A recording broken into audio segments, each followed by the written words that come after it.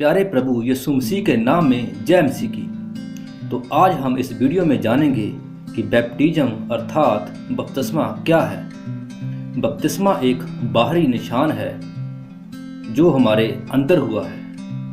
बपतिस्मा गवाह है इस बात का कि यीशु मसीह को हमने स्वीकार किया है अपने जीवन में कि वही खुदा है और हमने उस पर विश्वास किया है। उसने हमारी खातिर लहू बहाया, कोड़े खाए, उसके जान देने से ही हम चंगे हुए और हमारे लिए स्वर्ग का और पिता परमेश्वर का रास्ता खुला है। जैसे कि फिलिपियो अध्याय 2 उसकी 10 और 11 में भी लिखा है कि जो कोई स्वर्ग में और पृथ्वी पर और जो पृथ्वी के नीचे हैं वह सब यीशु के नाम में घुटना टेके और परमेश्वर पिता की महिमा के लिए हर एक जीव अंगीकार कर ले कि यीशु मसीह ही प्रभु है।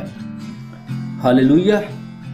बपतिस्मा का मतलब है कि मैंने अपना जीवन यीशु मसीह को दे दिया है, अब से वो मेरा प्रभु है।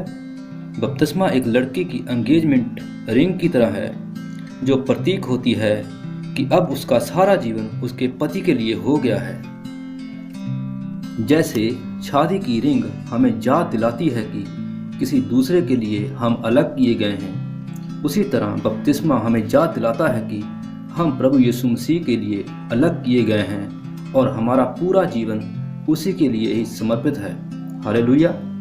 बपतिस्मा लेने से हमारे पाप, चाहे वो हमने जानबूझकर किए हों या अनजाने में, वो सब माफ़ किए जाते हैं। जैसा प्रेरितों के काम अध्याय 2 उसकी 38 में लिखा है, मन फिराओ और तुम में से हर एक अपने अपने पापों की क्षमा के लिए यीशु मसीह के नाम से बपतिस्मा ले। हालेलुया। तो जब ये प्रचार पतरस कर रहा था तो जितनों ने इस वचन पर बिलीव किया, विश्वास किया, उन सब ने बपतिस्मा लिया। जैसा प्रेरितों के काम अध्याय 2 उसकी 41 आयत में लिखा है, सो जिन्होंने उसका ये वचन ग्रहण किया उन्होंने बपतिस्मा लिया और उसी दिन 3000 मनुष्यों के लगभग उनमें मिल गए। हालेलुया। बपतिस्मा को यूनानी भाषा में बैप्टिजो कहते हैं, जिसका अर्थ होता है डिबोना, पर बड़े बड़े स्कॉलर और पास्टर्स कहते हैं कि इसका मतलब होता है किसी को तर करना या किसी को गीला करना। पर हम किसी इंसान की ना सुनकर देखेंगे कि पवित्र शास्त्र बाइबल हमें क्या सिखाता है। तो जब हम यूहन्ना अध्याय 3 उसकी 23 में देखते हैं, वहाँ लिखा है, यूहन्ना भी शालेम के निकट एनान में बपतिस्मा देता था क्योंकि वहाँ बहुत जल था और लोग आकर बपतिस्मा लेते थे। और फिर जब हम प्रेरितों के काम अध्याय 8 उसकी 38 में देखते हैं कि वहाँ पर फिलिपस और खोजा दोनों जल में उतरे और फिलिपस ने खोजे को जल में डिबोकर बपतिस्मा दिया। हालेलुया। तो इन सारे वचनों से हमें पता चलता है कि बपतिस्मा हमें पानी में डुबकी लगाकर ही लेना चाहिए, जैसे कि प्रभु यीशु मसीह ने बपतिस्मा लिया था। जब प्रभु यीशु मसीह का बपतिस्मा हुआ तो पवित्र शास्त्र बाइबल में लिखा है, मत्ती अध्याय 3 उसकी 16 में, कि यीशु बपतिस्मा लेकर तुरंत पानी से बाहर ऊपर आया।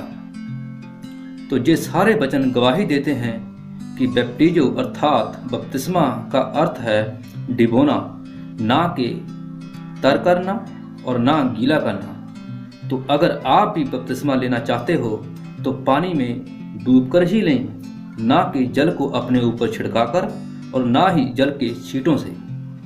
हालेलुया। क्योंकि जल में डूबना इस बात का प्रतीक है अर्थात निशान है कि हम मसीह यीशु के साथ मारे गए, गाड़े गए और फिर जी उठे, जैसा कि रोमिया अध्याय 6 और उसकी 4 और 5 में भी लिखा है। तो इसलिए हमें अपने पापों को साफ करवाने के लिए पानी में अपने आप को डिबोकर ही बपतिस्मा लेना चाहिए, ताकि हमारे पाप साफ हो जाएं और हम नरक की आग से बच जाएं। हालेलुया। तो अब आपके मन में सवाल उठता होगा कि हम बपतिस्मा किस से लें। पवित्र शास्त्र बाइबल डायरेक्ट इस बात का कहीं भी जवाब नहीं देती, पर जब हम चारों सुसमाचार और प्रेरितों के काम अध्याय पढ़ते हैं तो हमें पता चलता है कि बपतिस्मा देने वाला जहाँ तो यूहन्ना का, जहाँ फिर प्रभु यीशु मसीह का चेला होना चाहिए। जैसा कि प्रभु यीशु मसीह ने मत्ती अध्याय 28 में और उसकी 18 और 20 में कहा है कि सब जातियों को अपना चेला बनाओ, फिर उन्हें बपतिस्मा भी दो। और जो आज्ञा प्रभु यीशु मसीह ने अपने चेलों को दी, वही आज्ञा सब मसीहों को भी दी कि हर एक मसीह को ये आज्ञा है कि वह बपतिस्मा दे। इसमें कोई दो राय नहीं कि हर एक मसीही जो प्रभु का विश्वासी है कि बपतिस्मा नहीं दे सकता। तो ये आज्ञा हर उस मसीह के लिए है जो प्रभु यीशु मसीह के ऊपर विश्वास करता है और खुदावंद यीशु मसीह के पीछे चलता है। हालेलुया।